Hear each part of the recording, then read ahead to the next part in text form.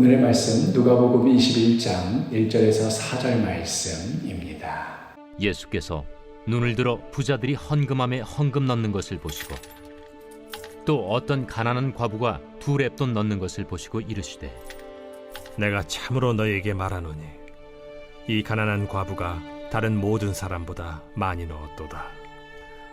저들은 그 풍족한 중에서 헌금을 넣었거니와 이 과부는 그 가난한 중에서 자기가 가지고 있는 새갈비 전부를 넣었느니라.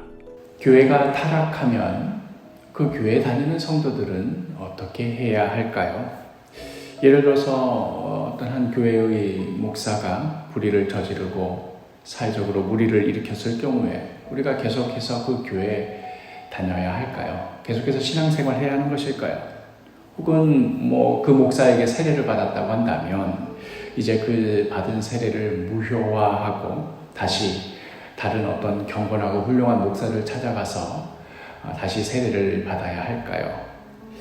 한국교회가 썩었다 하는데 그렇다면 한국교회가 정화되고 다시 거룩해질 때까지 이를테면 가난한 성도가 되어서 홀로 정결하게 신앙생활 하다가 다시 교회가 회복되면 그때서야 다시 나타나서 예배를 드리면 되는 것일까요?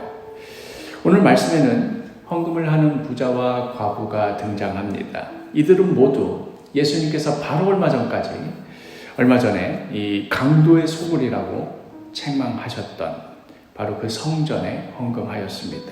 그러니까 둘 다 강도에게 돈을 바친 꼴이나 마찬가지인 것이지요. 냉소적인 사람이라면 어쩌면 이렇게 말했을는지도 모르겠습니다. 둘 다 정말 쓸데없는 짓을 하였구나. 저곳은 예수님께서 강도의 소굴이라고 칭하였던 곳인데 거기다가 헌금이라는 명목 좋지만 거기다 돈을 이렇게 바치다니 그래봐야 저 돈이 결국 어떻게 쓰이겠는가. 그러면서 성전이 거룩하게 정화되지 않는 한 자신은 헌금을 하지 않겠다며 헌금이 올바로 쓰이는 것이 확보되지 않는 한 자신은 강도에게 돈을 내는 짓을 하지 않겠다고 그렇게 말할 수도 있을는지 모르겠습니다. 그러나 예수님께서는 오늘 말씀을 보면 알 수 있듯이 부자든 가난한 과부이든 이들이 헌금하는 것에 대해서 부정적으로 말씀하시지 않으셨습니다.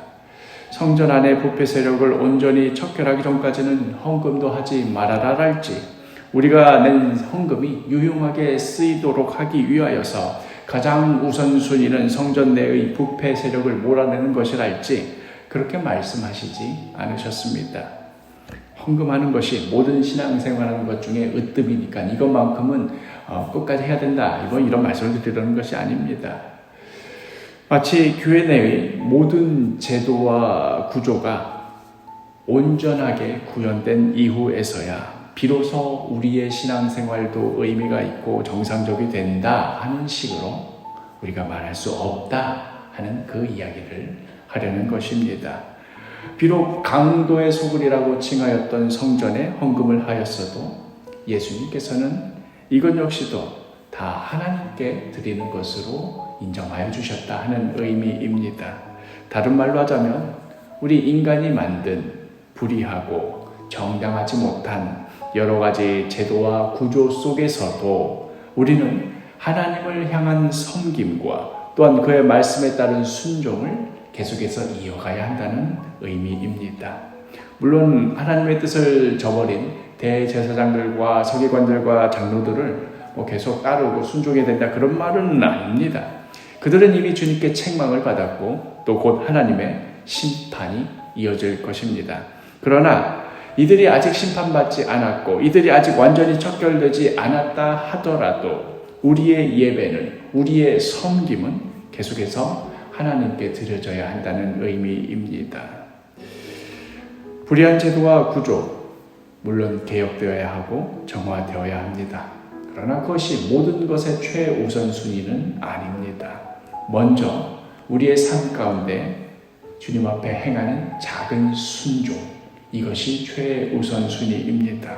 오늘 말씀에도 예수님께서 이렇게 말씀하시지 않으셨습니까? 3절과 4절 이르시되 내가 참으로 너에게 말하노니 이 가난한 과부가 다른 모든 사람보다 많이 넣었도다. 저들은 그 풍족한 중에서 헌금을 넣었거니와 이 과부는 그 가난한 중에서 자기가 가지고 있는 생활비 전부를 넣느니라 하십니다.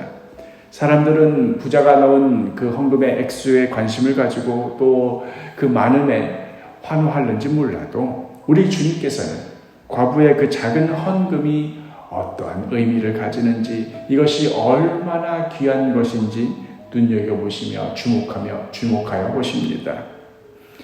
그리고 이것을 하나님께 드린 것으로 귀하게 여겨주십니다. 강도의 소굴이라 불리는 그 성전에 넣은 헌금이지만 하나님께 드린 것으로 인정하여 주시는 것입니다. 작은 헌금이었지만 부자가 드린 것보다도 더 귀하다고 말씀하여 주신 것입니다. 우리의 신앙생활은 이렇게 일상 가운데 작은 순종에서부터 시작하는 것입니다. 그리고 이러한 작은 순종에서부터 교회의 개혁이 이어지는 것입니다.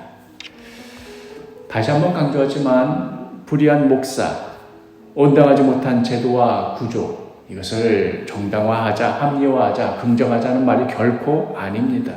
그러나 설사 그러한 상황 가운데 있다 하더라도 우리가 하나님께 드리는 그 헌신과 믿음은 계속해서 이어져야 하며, 그것은 또한 하나님께서 인정하시는 것이요, 하나님께서 받으실 만한 것이요, 나아가 이 작은 순종들이 이어져 우리 교회를 올바로 세우는 길로 이어진다는 말씀입니다.